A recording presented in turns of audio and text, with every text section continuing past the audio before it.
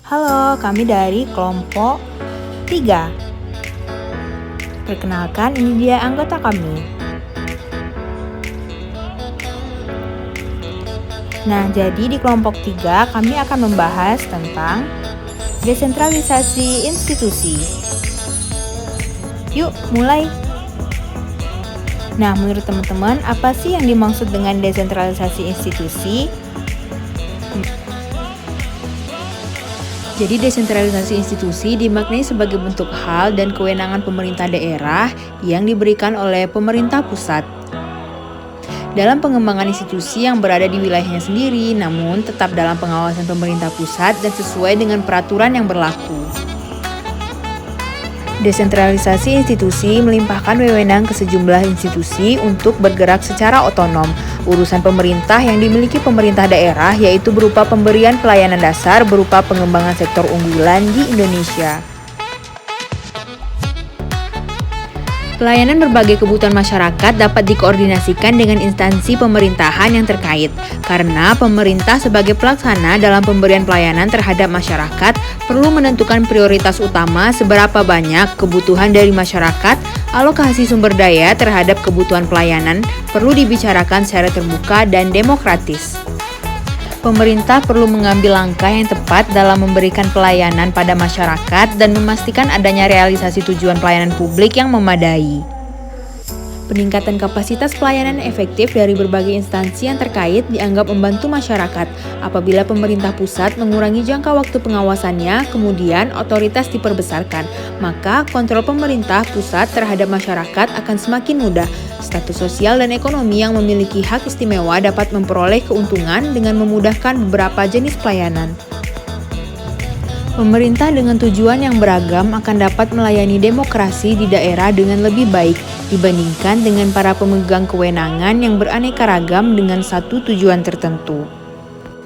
Kerjasama antara kelompok masyarakat yang dilakukan berdasarkan pada tujuan, yaitu pelayanan yang lebih khusus dengan menyediakan wilayah kerja yang optimum.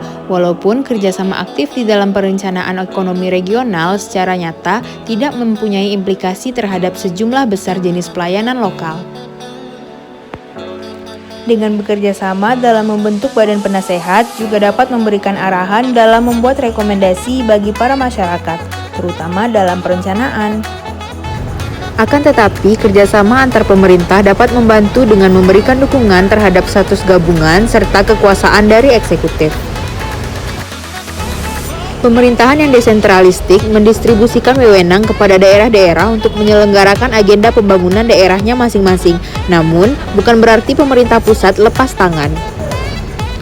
Kegunaan dari badan pemerintah dengan tujuan khusus di luar struktur utama dari pemerintah telah ke tingkat yang lebih rendah di banyak negara di zaman sekarang. Mereka mewakili usaha-usaha lain untuk mendepolisir dengan tanggung jawab pelayanan masyarakat yang bersifat utuh untuk menunjuk badan pemerintahan. Pola-pola institusi dalam mendesentralisasikan pemerintahan merefleksikan aspek-aspek penting dari ideologi politik. Pola ini akan berubah jika dilihat dari perspektif yang berwenang dari waktu ke waktu dalam pelaksanaan hubungan antara pusat dan daerah. Terdapat sejumlah faktor yang menimbulkan permasalahan dalam hubungan desentralisasi pemerintahan. Setiap pola dari institusi tersebut dapat digunakan untuk merubah suatu model desentralisasi. Yang pertama ada model liberal. Model liberal dalam administrasi daerah diwakili oleh model liberalisme Inggris dengan institusi gabungan yang dipilih berdasarkan kekuatan kuasa ekonomi, termasuk perpajakan yang membebani tradisi yang panjang dalam sektor pemerintahan yang memiliki eksistensi kemandirian unit pemerintah daerah, seperti kabupaten, wilayah, dan sektor yang menjalankan tugas kecil dengan rutin dengan derajat kemandirian yang besar. Ideologi liberal dari pemerintah daerah banyak memberikan bantuan lewat dua fungsi utama sosial, yaitu untuk melayani objek demokratis dari partisipasi pendidikan, diskusi dan perizinan, serta untuk memberikan pelayanan politis yang dilakukan secara efisien. Yang kedua ada model pembangunan. Di negara yang kurang berkembang secara temporer, desentralisasi dianggap sebagai ideologi barang impor yang sangat asing. Banyak bagian di negara dunia ketiga, visinya masih dipengaruhi oleh pengalaman yang masih dialami di masa kolonial. Walaupun perkiraan tersebut tidak bisa dipermasalahkan dalam mengimpor model institusi lokal yang identik untuk digunakan. Sebagai contohnya, kekuatan Inggris di India, di mana kesatuan alami dari aturan-aturan yang dimiliki oleh masyarakat lokal melalui kantor kolektor yang terkonsentrasi oleh kekuatan eksekutif, yudikatif, dan administrasi. Pada dasarnya, desentralisasi diberikan dari pemerintah pusat kepada suatu entitas yang dapat berbentuk 1. Organisasi pemerintah subnasional, 2. Badan pemerintah semi-otonom, 3. Organisasi dan atau pejabat pemerintah pusat di luar ibu kota negara, 4. Organisasi non-pemerintah. Sebagai contoh desentralisasi institusi dalam bidang pendidikan, dalam Kongres Pendidikan yang diselenggarakan di Surakarta 4-6 Agustus 1947 yang antara lain dihadiri oleh Ki Hajar Dewantara, Supomo, Sunaryo Kolopaking, Insinyur Soekarno, membahas mengenai otonomi.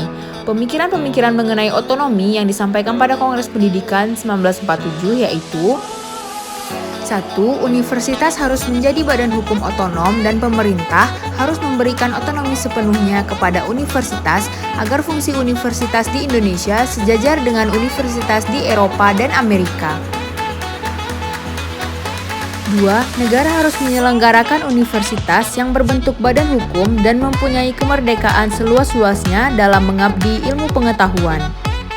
3. Otonomi pendidikan dijalankan dengan mengacu pada 4 argumen pokok dalam membuat kebijakan pendidikan, yaitu 1. Peningkatan mutu, 2. Efisiensi keuangan, 3. Efisien administrasi, 4. Perluasan kesempatan atau pemerataan.